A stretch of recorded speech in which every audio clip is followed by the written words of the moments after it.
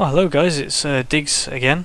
I've been playing on my Necro, leveled him up to 80, and also beginning to do a little bit of PvP as well. I'm going to show you my world versus world and also PvE build. It's sort of like a condition mancer, I think that's what they call it, a condition mancer. So I'll show you that in a little bit with some gameplay footage of that as well. But at the moment I went to do some PvP, checked out this build, and thought, well, actually, yeah, it's pretty decent, but you could have some minor tweaks here or there. The general condition mancer build is just your standard PvP gear with Superior Rune of the Nightmare, which increases your condition damage and also your condition duration. And there's a 5% chance on the 6th rune, if you put that down, to cause fear for 1 second when hit, which is always nice, a little bit of surprise fear. Although if you're using marks, that could really annoy you, because obviously you cast your mark down and that person fears. I've gone for a rabbit amulet, which is precision, toughness and condition damage. The extra toughness is obviously nice. Around about 1.5 toughness, which is pretty good. A lot of people say go for carrion amulet, but I like the extra toughness, just simply because it gives me more armor and I'm less squishy that way. So moving on to the traits, we're going to be going for 30 in Spite, 20 Curses, 0 in Death and Blood Magic, and then 20 into Soul Reaping. This means that your Death Shroud is very, very strong, as you can see, 10-second cooldown there, and of course an increase to your Life Force pool, which is brilliant. You realise you can hold Death Shroud up a lot longer, and it's just great. I mean, all Death Shroud skills recharge 15% faster. Marks generate 3% life force when triggered. The marks, are going to be using them quite a lot, just simply because you've got your Mark of Blood, which does healing, a bit of regen to you, and of course bleeding.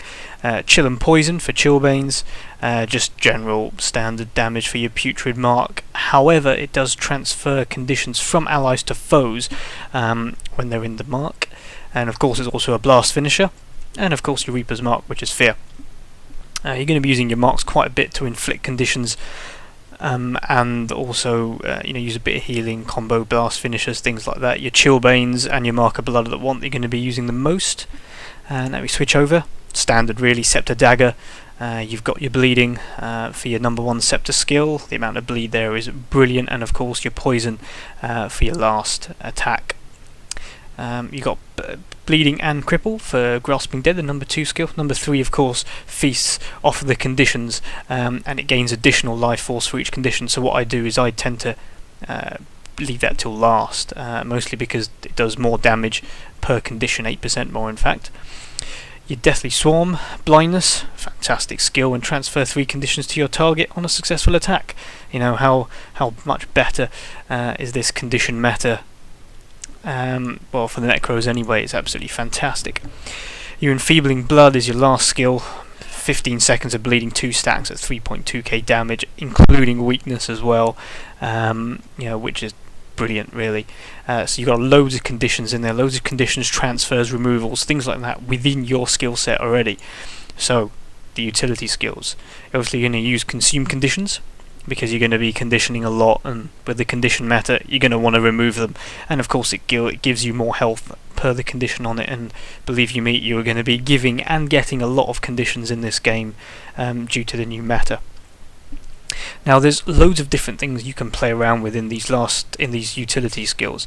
The general is the general build is Signet of Spite, which passively improves power, but actively it inflicts absolutely every single condition under the sun, which is brilliant.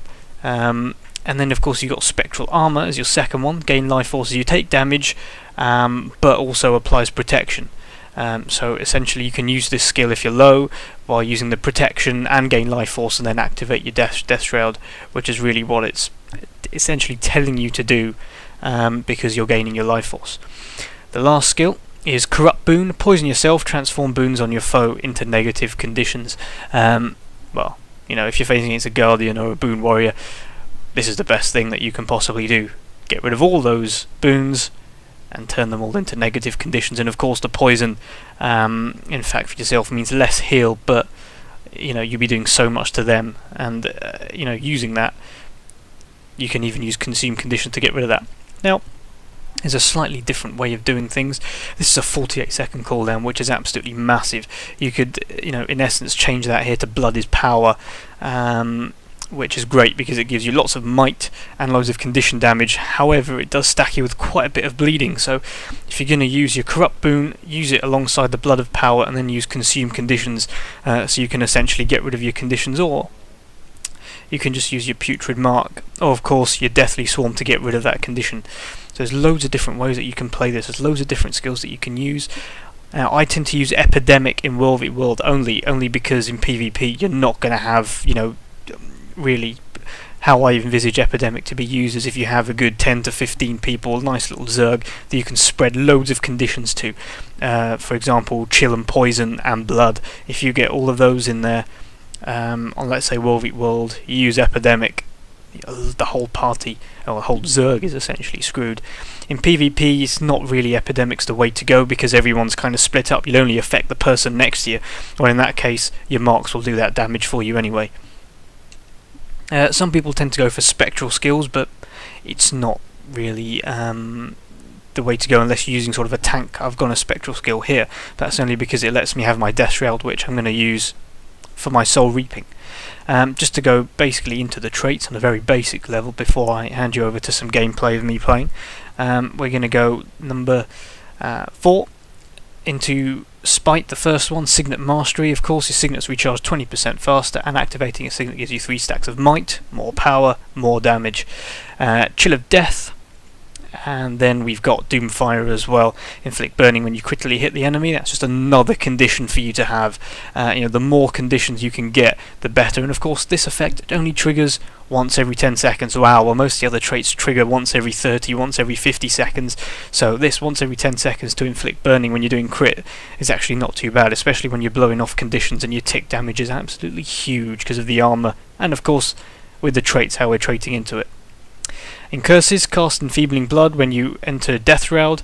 When you enter that, you're going to be bleeding a lot with your Enfeebling Blood. This is it, basically 15 seconds of bleeding with 2 stacks, and weakness as well. Can't go wrong with that. Your Terror, fear deals damage, so of course when you enter Death Shroud and use your fear skills, and when you use your number 5 of your staff, you're going to deal damage. Soul Reaping, I've been through that before. Essentially, your Death Shroud is massively helpful in this game. Your Death Shroud is a whole other life pool, so use it. Use it when you need to use it, and look at my videos and see when I've used it, and see essentially how it will help you. Now, people do go for play only because it's 20 seconds of doing loads of poison and putting in multiple conditions on your foes. This is a condition build. You've got tons of condition damage, tons of condition duration. Use the Plague. Flesh Golem, you don't want to use that in this. Lich, you could do, but to be honest with you, your Plague is the one that you want to be using for your condition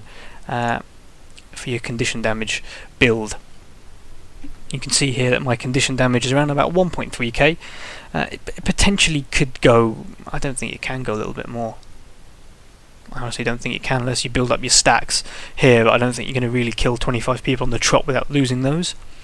You have 44% crit chance, which means that obviously you're going to get a lot more burning as well. It's another condition in there. Your condition duration is 40% increased, so really you're looking at a hell of a lot of condition damage and condition duration. But anyway, I'm going to leave you to watch the video. Hopefully you enjoy. If you get any questions, post comments and whatever, and I'll try and get back to them as I have done before for my Guardian builds and also the Ranger build. So this is a Necro, slightly different. Feel free to try it out and watch the video and see if you think it's something you may enjoy. Thank you for watching.